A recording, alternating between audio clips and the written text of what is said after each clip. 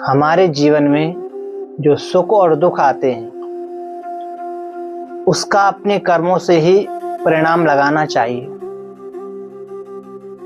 सुख आया तो आपके कर्मों से, दुख आया तो आपके अपने कर्मों से।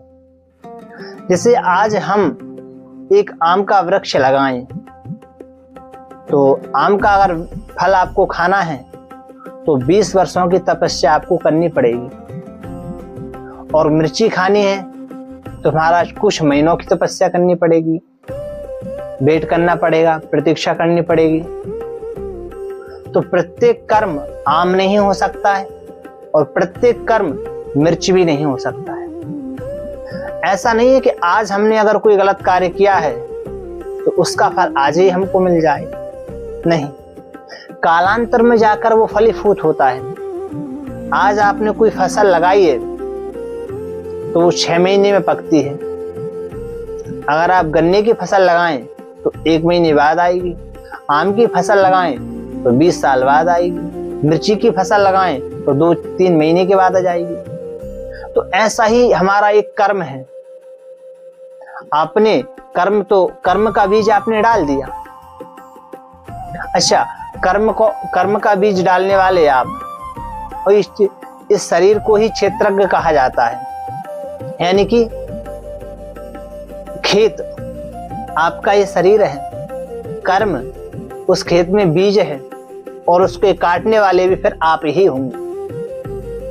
तो खेत भी आपका है, उसमें किसान भी आप हैं, और अपने कर्मों की, अपने विचारों की बीज भी आप ही बो रहे हैं। हमारा शरीर है वो क्षेत्रज्ञ है, खेत है, और हमारे कर्म एक किसान है, और वो किसान मन के अच्छे और बुरे विचार बीज के रूप में बोता है। और जब कालांतर में वो फलीभूत होते हैं तो फिर हम उनसे पीछे छुड़ाना चाहते हैं, हजारों उपाय करते हैं। तो यही है, अगर कोई कर्म है तो वो आपको भोगना ही पड़ेगा।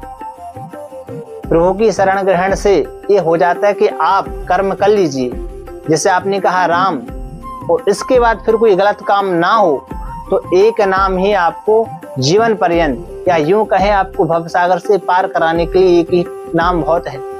पर एक नाम होने के बाद दूसरा पाप ना हो, नाम निकलने के बाद फिर आपका पाप ना हो, आपकी मृत्यु हो जाए, ये नाम आपको तार देगा।